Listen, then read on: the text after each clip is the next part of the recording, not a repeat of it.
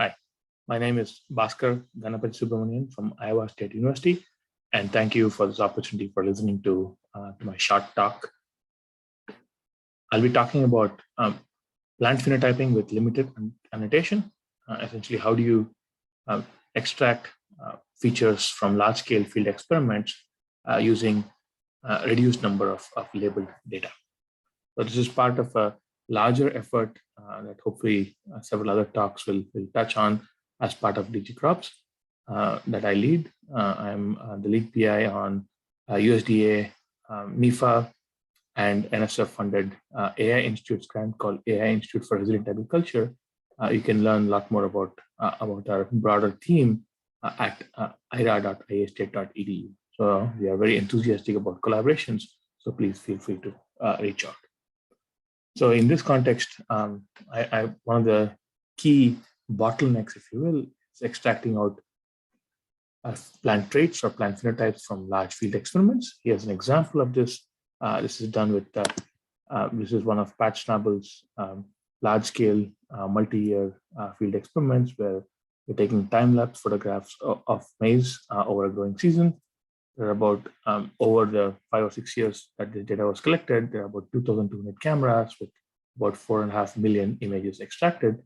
The idea is that we want to extract out this across this several hundreds of genotypes, height as a function of time, number of, say, leaves as a function of time, and various other development stages and features as a function of time. So a key problem here is to actually isolate out plants from an individual row and isolate out individual plants from one row.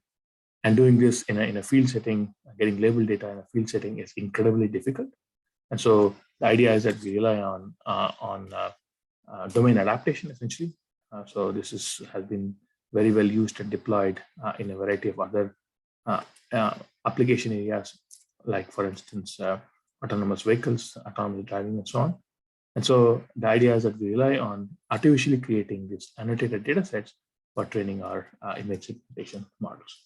So in the next couple of slides, I'll show examples, vignettes of various strategies that we used, all with an equal amount of, surprisingly equal amount of success. So in the first strategy, this is work again with the data sets from James Schnabel's group at University of Nebraska-Lincoln, where he was able to grow different genotypes from what the field experiments were, but grow a variety of plants in indoor conditions under bright contrast so that they're easy to segment. So the idea is that you use a domain transfer to essentially transfer these images, do some contrast and light matching, and essentially fit them in a field background to create a diverse array of field-like plants that have segmented counterparts. And then we get about 300K such field images, and essentially we show that this works. The next step that we thought was, can we get away by not actually imaging plants? And then we decided to use digital representation of a plant. This is again done by James Schnabel, where he created virtual maize plants in the Plant Factory Exporter and Visualizer in Blender. And so you have a bunch of maize-like plants, and then we used the same framework to create a large array of field-like images and then trained a segmentation model, and this worked. So we here in this example, the domain adaptation was essentially starting with digital images of plants, and then training a segmentation model on these digital images and applying that into field image. And then we thought, can we extend this even further? So going from different genotypes to digital plants to, then we said, can it work with different species itself?